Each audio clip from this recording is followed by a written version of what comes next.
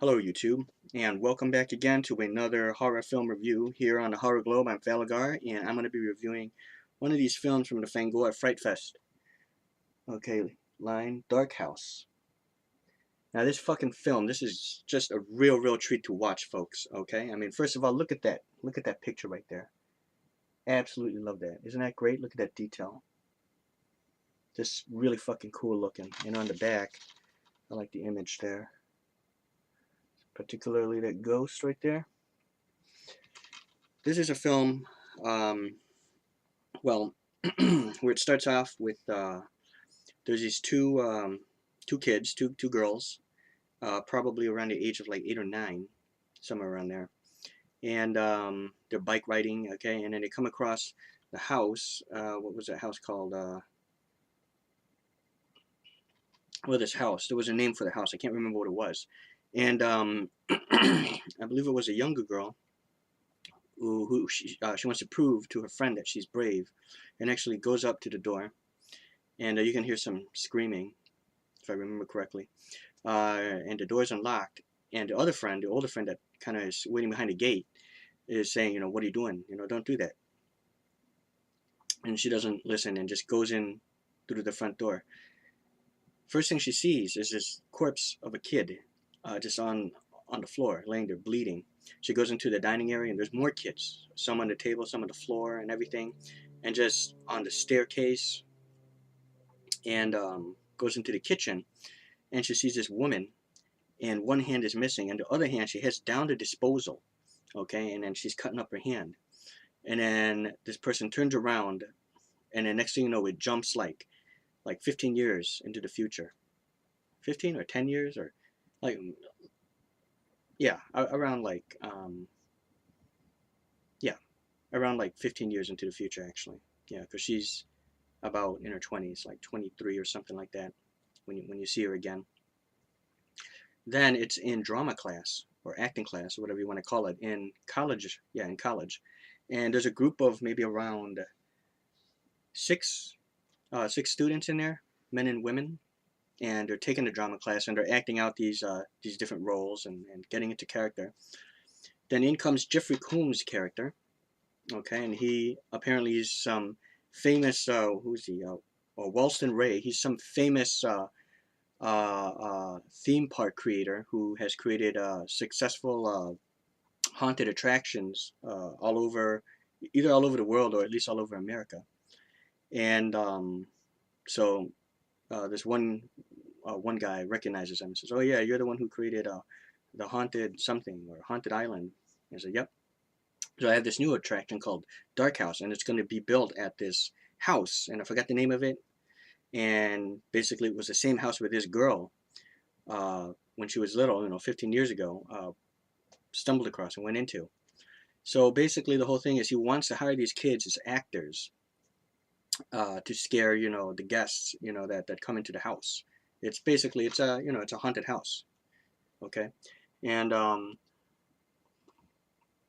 not only that, but this house here is it's like state of the art where there's he has this whole fucking house with laser lights and everything, and over like 3,000 of them, of little mini holographic cubes all over the house, built all around the house, or wherever you are, and it senses temperature, whether you're stressed or if you're scared and all that. It senses that, and it can project any kind of a horrific image, from anything from like serial killer clowns to ghosts to zombies, vampires. It can project it anywhere in the house because there's over 3,000 of these mini holographic cubes all over the house. But the thing is this: the house is also said to be haunted, and of course, a lot of folks don't believe it. But that one girl, the main star, I forgot her name, committed by and gruesome murders committed by the Road. It's called the Road Manor. I am so sorry, folks. It's called the Road Manor. Okay, and then the lead actress in there. I mean, I seen this about like a couple weeks ago, but even then I probably would have forgotten all the names anyways, because that's just how I am. But anyways, so the thing is, it truly is haunted by Janet the Road. Okay, and she basically possesses all the the computer mainframe, and turns all the holographic images that get projected into something real. Okay, and I really, really love the premise of that story. You know, it's very unique. It's a unique twist on the haunted house genre. I guess it's somewhat similar to House on Haunted Hill. The one did I also star Jeffrey Combs? I think that starred Jeffrey Rush in that one. Um, Tay Diggs, I believe, is in it. Yeah, that one was okay as well. But I personally, I'd have to see that one again. But I really, really like this one. I might even like this one a little bit more. And there's a scene where there's this ghost with long fingernails, which is this one right here, and it's approaching this guy, and and I really don't want to spoil too much, but you know, very minor spoilers here. She jabs her fingernails, her long fingernails, they become like claws almost, claw-like fingernails, into his body, and then you know the people, you know, that because they're taking a little tour, see him like convulsing and everything, and when she pulls her fingers out and she just disappears, um, he falls down, you know, basically dead. But the kids there, that not the kids, but the you know, the group that he's with, with the actors, think that he's just faking, but he's truly dead. So it's great stuff, you know. And then there comes a point in the film where they realize that these holographic images can kill them. Um, Great stuff. There's not really any nudity, if I can remember. There's one scene where the two girls are changing in their room, you know, getting into the costume. So you see them in the bra and panties. So you know that's cool for you folks out there.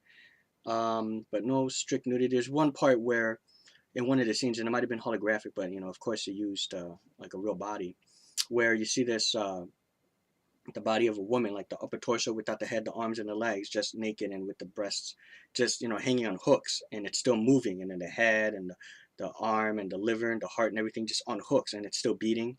So you kind of see that, you know, so you can see some breasts, you know, that way. Okay, so it stars Jeffrey Combs, Megan Ori, Diane Salinger. Death Lives Here. So it's just a very, very cool premise that it's about a murder that took place in the DeRode mansion, and how due to a technical error, because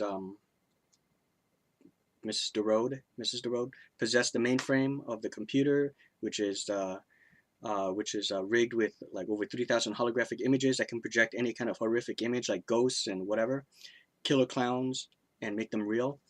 And That's just a unique take on the haunted house genre, I thought, and I really, really enjoyed this film.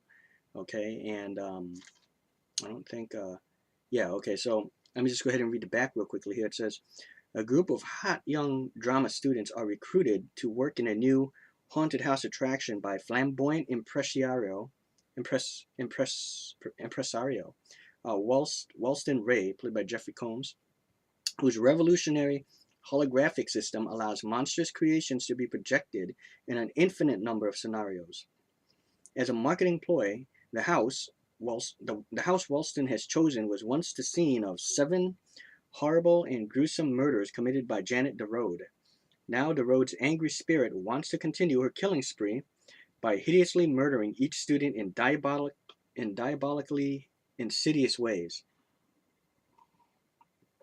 And there was this little twist ending too, which I of course won't spoil, and I thought that was kind of neat.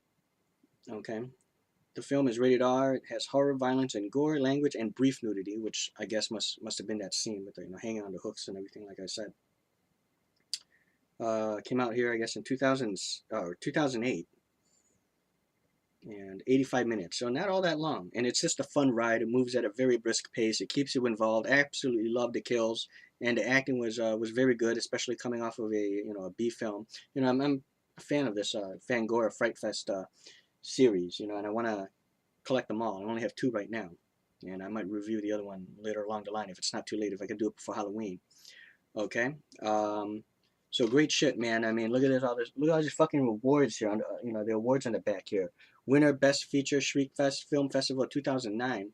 This movie delivers, says Stacy Lane Wilson from horror.com. Creepy Monsters and Freaks, says Mike Catalani from JoBlo.com. JoBlo. arrow in the head. Okay.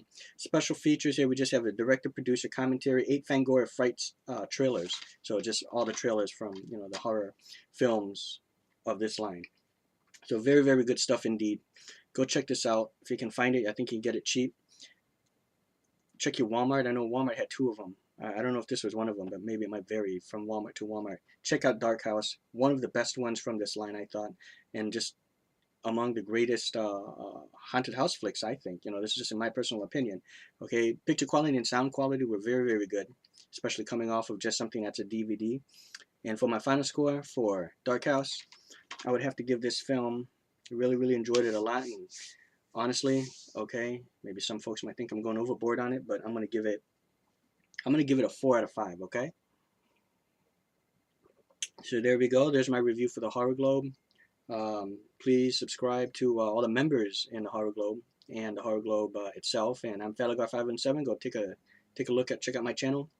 If you like what you see, you know, please hit that sub button, hit that like button, leave comments. We all love comments. And thank you folks for watching. Leave your opinions on this film too. Tell us what you think. Okay, so thank you guys for watching and farewell.